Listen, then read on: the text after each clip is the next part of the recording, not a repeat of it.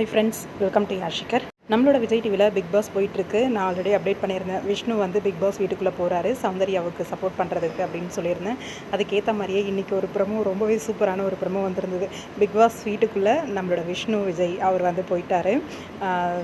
இதில் என்ன ஒரு சர்ப்ரைஸ் அப்படின்னா, யாருமே எதிர்பார்க்காத மாதிரி நம்மளோட சௌந்தர்யா விஷ்ணு கிட்ட வந்து ப்ரப்போஸ் பண்ணியிருக்காங்க.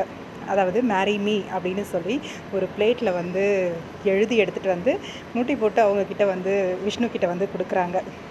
நான் சவுண்டுக்கு சர்ப்ரைஸ் கொடுக்கலான்னு வந்தால் சவுண்டு எனக்கு சர்ப்ரைஸ் கொடுக்குறா அப்படின்ற மாதிரி ரொம்பவே சர்ப்ரைஸ் ஆகிட்டார்.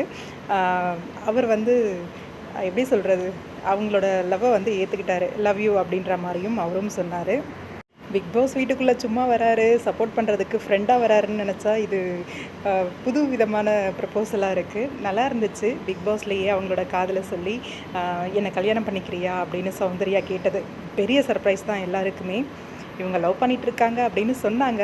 ஆனால் இப்போ எல்லாருக்குமே, அதாவது மீடியா எல்லாருக்குமே வந்து பப்ளிக்காக வந்து சொல்லிட்டாங்க, நாங்கள் வந்து கல்யாணம் பண்ணிக்க போகிறோம் அப்படிங்கிற மாதிரி.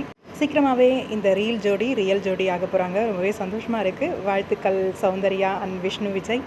பிக் பாஸ் வீட்டை விட்டு வந்ததுக்கப்புறமா 2 ஜோடி அவங்களோட திருமணத்தை வந்து அறிவிக்க போகிறாங்க. ஒன்று நம்ம விஷ்ணு விஜய் அண்ட் சவுண்டு, அதே மாதிரி இன்னொன்று அர்ச்சனா அண்ட் அருண்.